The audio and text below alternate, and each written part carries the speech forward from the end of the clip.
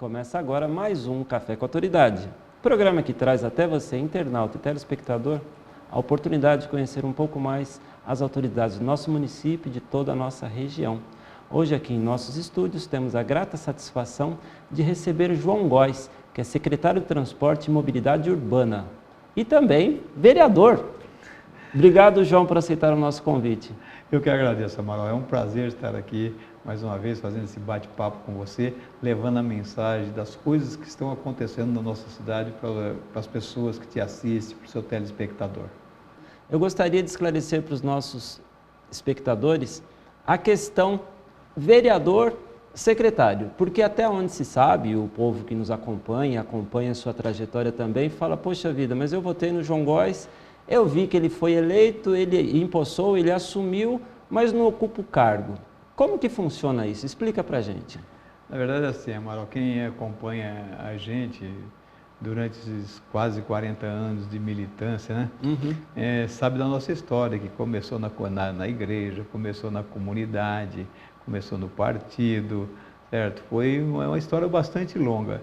E essa militância nos levou a assumir a prefeitura através do prefeito Emídio em 2005, que ele me convidou para ser secretário, que era a Secretaria de Serviços Municipais, era a SESM, né? Que lá tinha um monte de coisa, lá estava o Serviço Funerário, Defesa Civil, a Guarda Municipal e o Trânsito. Congregava então, vários assuntos na era mesma serviços pasta. municipais, tinha um entendimento assim que eu acho que naquele momento não era o adequado. Tá. Eu fui secretário e fui convidado também pelo partido, pelo prefeito, a ser candidato a vereador em 2008. E eu fui candidato a vereador em 2008, tive uma votação expressiva, os nossos eleitores, nosso município reconheceu o nosso trabalho e me deu uma votação expressiva. Eu fui para a Câmara, fiquei lá os 4 anos, né, de 2008 a 2012. Desenvolvemos um trabalho bastante interessante, nós apresentamos muitos projetos para a cidade, fizemos até uma cartilha que nós temos ela com todos os trabalhos que nós apresentamos, e eu fui candidato à reeleição. Eu fui reeleito vereador em 2012.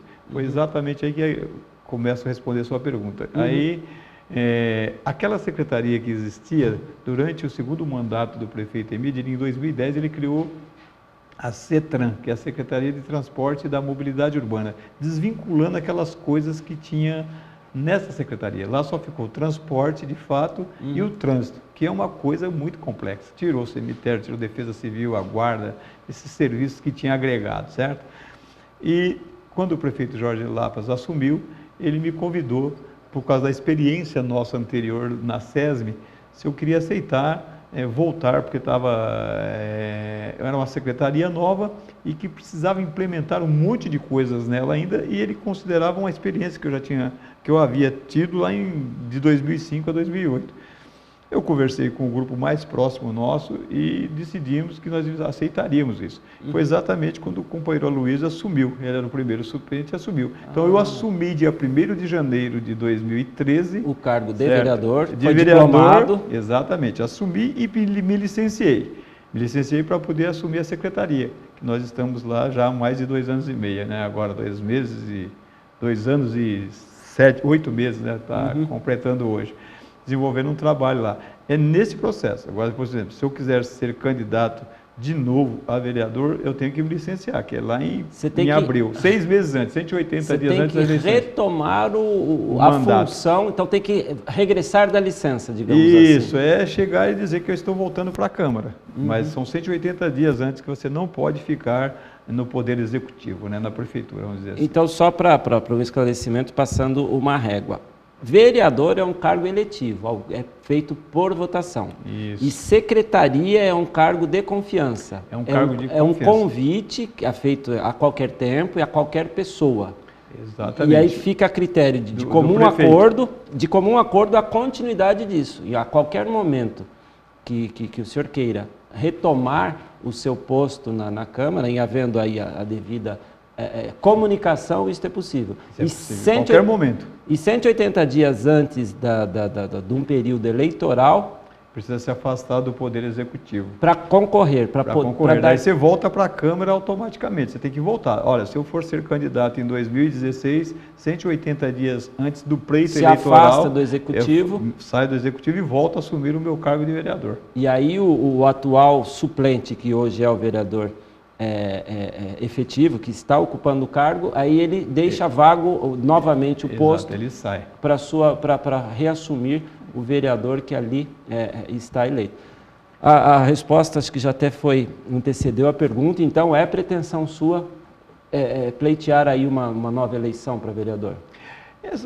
Apesar de acho que nem é eleitoralmente legal estar falando isso, não estamos aqui fazendo campanha, mas não, é só... muito pelo contrário, mas para esclarecer como é que é esse negócio do afastamento, eu estou Perfeito. entendendo a sua pergunta.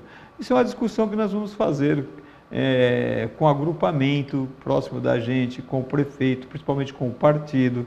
É um processo que nós temos ainda até abril do ano que vem para poder tomar essa decisão.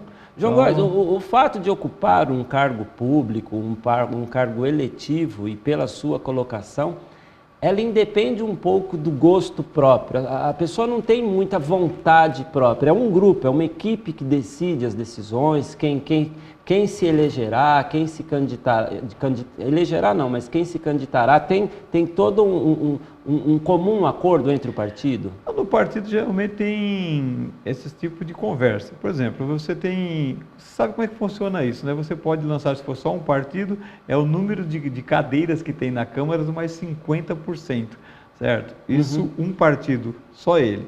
Então são 21 cadeiras hoje, você pode lançar 32 candidatos. Se tiver coligação mais de um partido é 100%, então 21 mais 100% dá 42 candidatos, é um negócio bastante interessante. Isso eu não conhecia. Então, o número de candidatos possíveis de um partido tem uma equação. Tem uma equação, inclusive a equação que tem, que se você me permitir, daqui a pouco eu posso explicar como é que é eleito isso, que é aquela pergunta que fica muitas vezes na cabeça das pessoas, é assim, determinado candidato teve um número de votos maior que o Amaral. E o Amaral entrou e não foi. É o coeficiente eleitoral. É o coeficiente eleitoral. Mas voltando à sua pergunta, que eu não terminei de responder, é o seguinte, se você, só um partido dá 32 candidatos, vamos imaginar que apareça lá 40 candidatos. Tem que ter uma discussão dentro do partido para ver quem que vai. E tem mais um problema, ainda tem hoje 30% de mulheres, tem o percentual de negros. Existem as cotas? Existem cotas ainda, para 30% tem que ser mulheres. Então, você para preencher uma chapa não é tão simples assim. 30% das candidatas ou 30% das eleitas? 30% das vagas. De 21 cadeiras, 30% tem que ser mulher. É reservada às mulheres. Tem que ser mulher. Se você não conseguir mulheres para pôr como candidato, fica a vaga. Certo? Ou melhor, das 32 vagas, você pode lançar 50% a mais. O partido é 21 cadeiras, mais 50%, 32. Se você não tiver, tem 3 vezes 3, 9, quase 10 mulheres. Mas ainda ficou, na chapa. Ainda para uma dúvida para mim. Mas e se só forem eleitos homens? Aí tudo bem. Aí não tem problema. Aí que a gente vai entrar na questão do A cota é na eleitoral. Candidatura. Na candidatura. Agora, o coeficiente eleitoral, que é o que você está me perguntando, é uma outra coisa. Tá. Que jeito que é isso? Você pega o número de eleitores que compareceram para votar, não é o número de eleitores que tem na cidade. Osasco tem mais de 500 mil eleitores, mas geralmente comparece 400 mil, aproximadamente isso, um pouco menos, um pouco mais. Você pega este número, divide pelo número de cadeiras, certo? 400 mil, você divide lá por 21, hoje, que é a situação de Osasco, certo? Vai dar aí aproximadamente, a eleição passada, deu uns 19 mil votos, certo? Então, como é que funciona isso? O voto nominal que é dado no Amaral, mas no partido dele, não no prefeito não vale. Soma-se esses votos, daquela chapa dos 32 candidatos, vê quantos 19 mil dá, certo? Dado nominalmente, dos 32 candidatos. O Amaral teve 5 mil, o outro teve 3, o outro teve 4, o outro teve 500, 700, você soma tudo isso. Mais o que é votado direto na legenda, porque tem pessoas que saem de casa e votam lá no número. Na legenda. Vota na legenda. Então, esses dois números valem, o nominal e o na legenda. Você soma todos esses votos desta chapa de 32 candidatos, vê quantos 19 mil deu. Por exemplo, que é aquela divisão lá dos 400 mil, certo? Por 21 na cadeira, deu aproximadamente 19 mil. Quantos 19 mil deu? Vamos imaginar que deu 2. Passou de 38 mil votos. Entra os dois mais votados. Os dois mais votados. Você imagine que uma outra legenda deu lá os 38 mil. E teve um grande puxador de votos. Vamos imaginar que ele teve lá 7 mil votos. Só que na somatória dos outros candidatos... O coeficiente foi menor? Foi menor, não atingiu esses dois candidatos. Então, naquela chapa que atingiu os 30, só entra um, não vai entrar esse candidato que teve o voto, que teve mais votos do que naquela outra coligação. É por isso que confunde um pouco as pessoas, entendeu? Mas é assim que se forma todas as cadeiras na Câmara. E aí, já foi discutido, já foi decidido, está em discussão a possibilidade de aumentar o número de cadeiras na Câmara de Osasco? Eu estou acompanhando isso meio distante. Sempre que eu encontro os vereadores, eu estou perguntando como que está. Eu vi que no começo, antes do recesso, estava uma discussão bastante grande, parece que eles estavam falando em levar para 25, entendeu? Agora, voltaram, disse que depois do recesso iam retomar essa discussão, eu perguntei, disse que não retomaram isso, ainda tem um prazo, parece que é até outubro, se eu não me engano, para poder decidir isso, se vai aumentar ou não. Certo? Osasco comporta até 27. Pelo número de eleitores que tem. João Góes, eu vou chamar um pequeno intervalo, me despedindo do vereador e retomamos no próximo bloco com o secretário João Góes. Fiquem aí, voltamos já.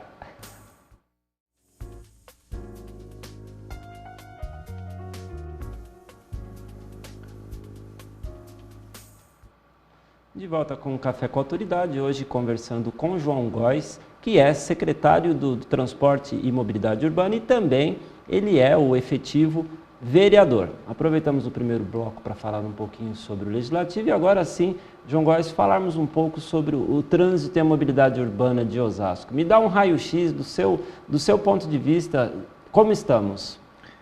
Olha, Amaral, é até meio estranho você falar meio que de você mesmo, meio assim. Mas assim, as nossas pesquisas, os números que nós temos estudado e pelo conhecimento que nós temos do dia a dia, nós poderíamos fazer uma avaliação no sentido de que o trânsito da cidade de Osasco, ele tem dois momentos. Durante o dia, você transita pela cidade com a maior tranquilidade do mundo. Você para num semáforo, em outro, talvez no centro, mesmo com o estacionamento rotativo, hoje você já tem uma dificuldade para encontrar um estacionamento, né, uma vaga na via pública, certo? Mas quais os dois? Eu falei que nós temos dois momentos. E os dois momentos que eu avalio que é um pouco mais complexo é de manhã e à tarde. Que é exatamente, são os dois picos que nós temos. De manhã, se você tiver um acidente na Marginal, na Castelo Branco...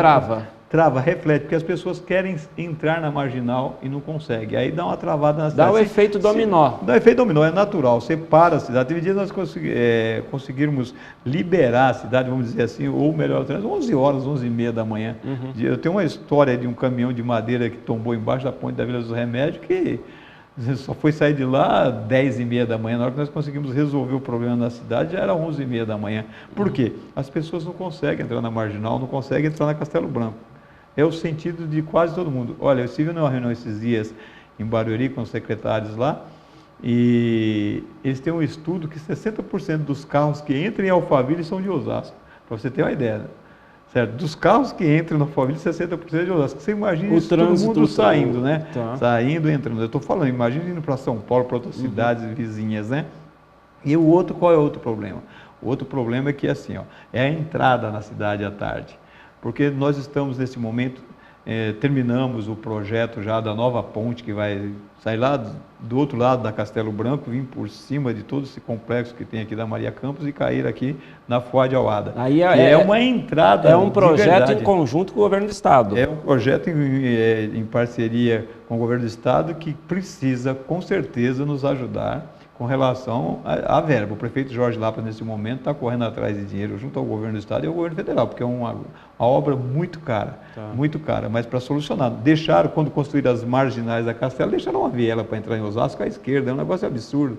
Todos os remendos, vamos dizer assim, que nós fizemos foi para tentar melhorar, mas ser uma ponte de verdade não resolve esse problema. O outro projeto, que já está em execução, que é ali no Rochidale, né? O braço que vem por dentro daquela área livre ali do Rochidale, que sai aqui atrás do INSS, já está tirando as famílias. Serão 3 faixas de construção que está sendo construída 3 faixas de rolamento de cada lado do rio, e que tem um projeto também de uma ponte que passa por cima do rio, por cima da linha de trem e sai exatamente na Marechal Rondon. ali entre a antiga Cobrasma e a Cimap, certo? Que é uma outra ligação que você faria, Zona Norte e Zona Sul.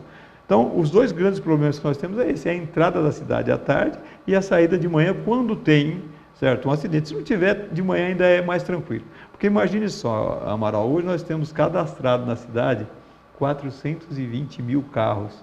E eu sempre falo em todas as entrevistas que eu dou que é assim, ó, e mais 250 mil carros que nós chamamos de flutuante. É uma frota flutuante, que é quem passa por Osasco, quem foge do pedágio, quem tem negócios em Osasco. Dá basicamente um certo? por um. Você imagina, um carro por habitante. É um carro por habitante. É um contando bebês, idosos e não habilitados. Tudo. É um negócio absurdo. E a cidade tem um formato de um ovo, né? E ela tem esses cortes, né? Assim, que atinge diretamente essa questão da mobilidade, que é o quê? A Castelo Branco, o Rio, a Raposo Tavares, a ferrovia. A linha de trem e hoje autonomista, que é um grande corredor que fatia esse ovo, certo? Então, bem no centro, tá? A Raposo Tavares já pegaria mais tangencial. Mas aqui no centro. No meio nós temos todos esses cortes. E as ligações, aí você pega todas essas estradas, né? Se você pegar Anhanguera, Bandeirantes, Castelo Branco, Raposo Tavares, BR-116, convergem tudo aqui. Ligado pelo Rodoanel. Que aí os veículos de comunicação que falam do trânsito, na hora que tem qualquer problema em algum lugar, ó, o melhor caminho é pelo autonomista, e aí vem para dentro de Osasco, que é aquele Deus nos acuda. Por isso nós temos feito um trabalho bastante grande nesta região aqui do centro, na questão da fiscalização, da orientação, novos semáforos. Os semáforos nossos agora são todos com LED, para não ter aquele problema de queimar, era uma lâmpada só, queimava aquela lâmpada, dava pau, certo? Para falar o português claro. Então agora o LED você pode ver que é um monte de pontinho, que ele demora até 10 anos, dá uma luminosidade muito melhor, certo? Colocamos no Blake nos principais. Então, em havendo queda de energia elétrica, os semáforos se garantem por um tempo. Nem todos ainda. Nós já temos alguns pontos que nós instalamos no Break que ele garante de 4 a 5 horas por falta de energia. Temos alguns cruzamentos assim. Fora a nossa central, que de lá de dentro da central nós conseguimos trabalhar tempo semafórico também. Então, se num sentido está passando poucos carros, no outro está travando, a gente consegue remanejar o temporizador do semáforo. O tempo do semáforo. Ele não é mecânico 24 horas por dia? Eletronicamente, né? Porque mecânico foi quando nós assumimos lá atrás, era controladores mecânicos. É coisa absurda, não tinha manutenção. Hoje nós conseguimos colocar em todos os cruzamentos da nossa cidade todos os controladores eletrônicos. As pessoas não veem, passam do lado e não percebem, coisa absurda, muito caro, custa dependendo de 20 a 30 mil reais cada controlador desse. É tecnologia de última geração para você conseguir fazer todo esse trabalho. Agora, o grande problema é o volume de carro. Você sabe que a nossa cidade, ela não foi a cidade que cresceu, que nasceu planejada, né? Ela cresceu... E está verticalizando também não planejadamente, né? Parece que não há uma comunicação entre habitação, transporte, saúde, educação, porque vamos fazer prédios, vamos fazer prédios. Neste momento, nós estamos com 300 empreendimentos acontecendo na cidade. Antigamente a gente via isso no centro, né? Agora, de norte a sul, leste a oeste, onde você vai tem uma torre levantando, e eu sempre brinco, né? Porque eu estou no trânsito e falo assim, olha, onde você tinha uma casinha que tinha um carro, lá atrás nem isso, agora muitas vezes uma torre. Sobe uma torre com 100 apartamentos, 3 carros cada um, só naquele lugar que tinha um, agora vira 300. E interfere em todas as secretarias, né? Impacto direto. Então, todos os empreendimentos que estão entrando na cidade, passa lá pela secretaria, que é feito um estudo de impacto para ter uma contrapartida de alguma obra naquela região para a gente fazer, para amenizar a situação, porque amenizar mesmo não ameniza. Por que isso, Amaral? Porque é uma cidade agora que está, como que eu poderia dizer, o olho da região, das cidades aqui de São Paulo está voltado para Osasco. Sim. O nosso metro quadrado hoje, se você pegar nessas regiões... É um dos mais caros da região. É mais caro que Alphaville. Está mais caro que Butantã, está mais caro que Pinheiros. Mais caro que Pinheiros, exatamente. Por isso, essa procura gigante, por causa da localização, uma cidade muito importante. E aqui, quando eu tenho oportunidade, eu digo, essa cidade é nossa, não é de vereador, não é de prefeito, é da população, ela tem que ajudar a cuidar dessa cidade. O governo tem que fazer a sua parte, mas nós não podemos jogar o entulho dentro do córrego, no canteiro, essas coisas, porque é uma cidade que talvez aquele que está no dia a dia aqui não tenha percebido isso, mas os estudos mostram a importância da nossa cidade. Você pode ver que no final de semana, em cada esquina que você passa, está lá o panfleto entregando as pessoas entregando um panfleto dizendo, olha, a unidade tal, porque ali tem a unidade... Estrategicamente, logisticamente, a cidade ela é muito centralizada mesmo, né? Você está perto de tudo. Vê as vias que nós estamos abrindo agora lá perto da Anhanguera, né, no Parque Mazei, ligando tudo aquilo para jogar aquela área que é mais industrial, certo? Para a Anhanguera, para poder ir... Nós agora estamos fazendo o nosso plano diretor de mobilidade urbana. O que é isso? Eu acho que dentro de mais uns 2, 3 meses ele está pronto. Eu já vi várias apresentações da empresa que está fazendo.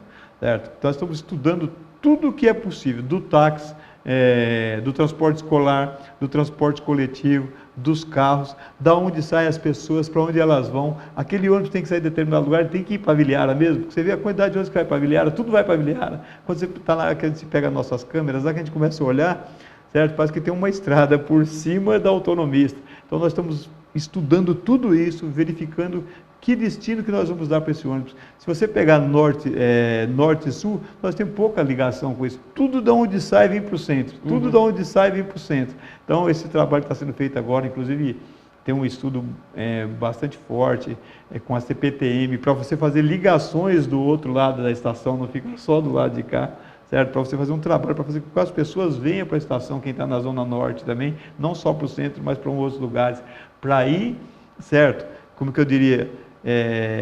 minha mãe dizia que era espalhando, né? Mas dirigindo as pessoas não para o mesmo lugar, dando mas para outro ponto, dando uma pulverizada.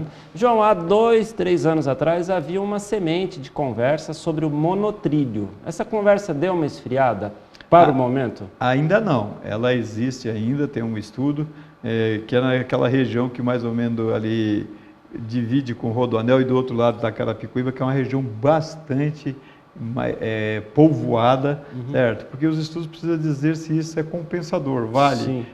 Hoje o ônibus resolve, junto com o trem que tem, precisa do VLT, certo? Que é um sistema de transporte também para ligar a região norte. Isso não está parado. Tem estudos ainda que o próprio plano diretor de mobilidade que nós estamos terminando de fazer vai determinar, esta região comporta isso, porque é um investimento muito grande, você precisa de ter um retorno no sentido de quantidade de pessoas que usam, para ver se viabiliza.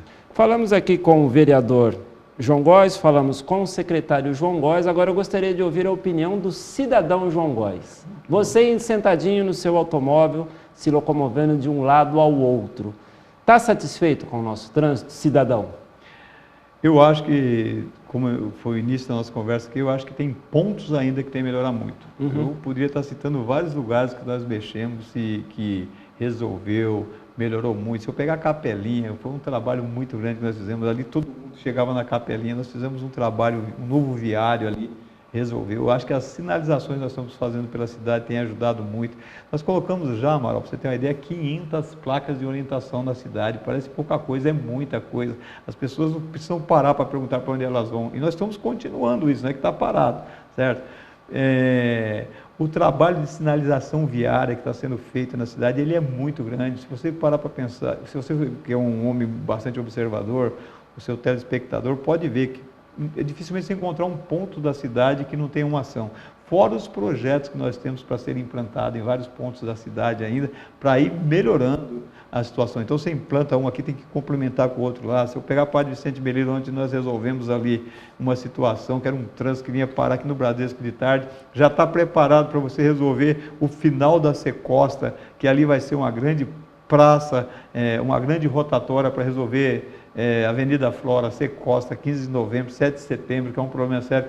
O projeto está pronto, nós estamos viabilizando o dinheiro, que daí se você faz com aquela rua que desce para Sanazar, ela só suba e você vai descer pela Líbero Carnicelo, cruzar a Analice e a própria Padre Vicente Melilo, certo? Você vai criando uma engenharia. As nossas equipes hoje, equipe de ponta, eu tenho técnicos, sabe? Estou esperando um momento aqui para tecer o meu comentário a respeito. Há tempos atrás, e não muito tempo, não se ouvia poucas pessoas dizendo que o trânsito aqui em Osasco, os semáforos eram feitos por eletricistas. Não tinha uma lógica, não eram inteligentes.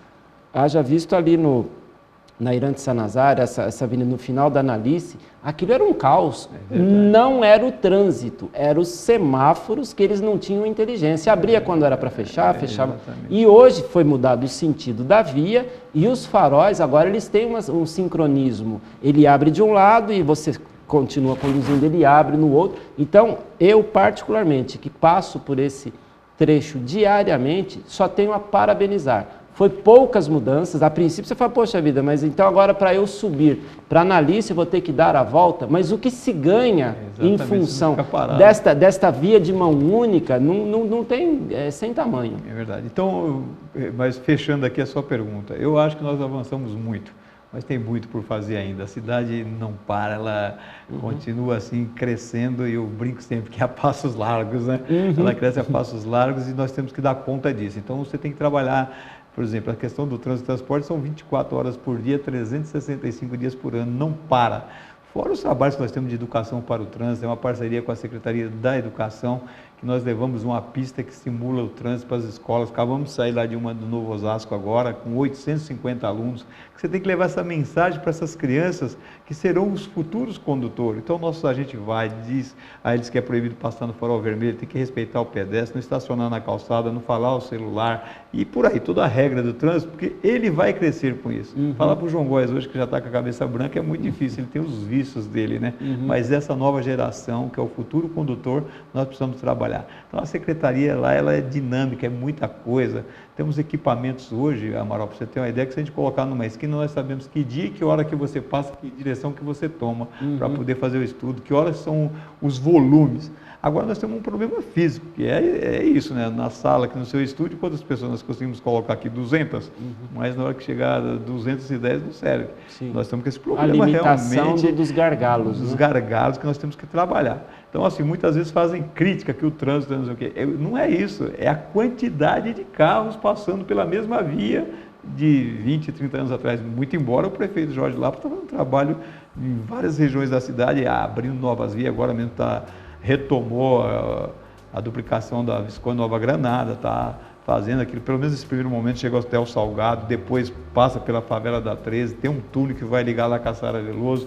Então são trabalhos muito fortes. A Avenida Bandeirantes, ali atrás da Maternidade Amadora Aguiar, na Zona Norte, que você viu o que era aquilo? Era um esgoto que nós canalizamos aquilo, abrimos 2 vias gigantescas, e é isso que nós estamos fazendo no dia a dia e que não para, né? Todo dia tem uma demanda nova. João Góes, eu agradeço muito a sua presença aqui nos nossos estúdios, no nosso programa, perante os nossos telespectadores, e o nosso programa, por 15 segundos, eu deixo as câmeras ao seu dispor. Amaral, é um prazer estar aqui com você. Você é uma pessoa de comunicação que conhece a cidade, as suas perguntas são todas perguntas que têm a ver com o dia a dia. E eu fico muito contente de ter essa oportunidade. Pena que o seu programa é tão bacana, é rápido, passa tão né? rápido, não dá tempo de a gente falar. Eu acho que para todos nós. Mas nem um décimo das coisas que a gente está fazendo. É muita coisa, é muita coisa. Então, muito obrigado pelo convite, parabéns. Queria cumprimentar os seus telespectadores também, que eu sempre estou vendo as pessoas falando na rua. O Amaral tem um programa lá, que é o Café com Autoridade, que é bastante interessante. Muito obrigado e parabéns. Obrigado. E você participe dos nossos programas pelo WhatsApp 958935075. O Café com Autoridade vai ficando por aqui. Tenham todos uma ótima semana.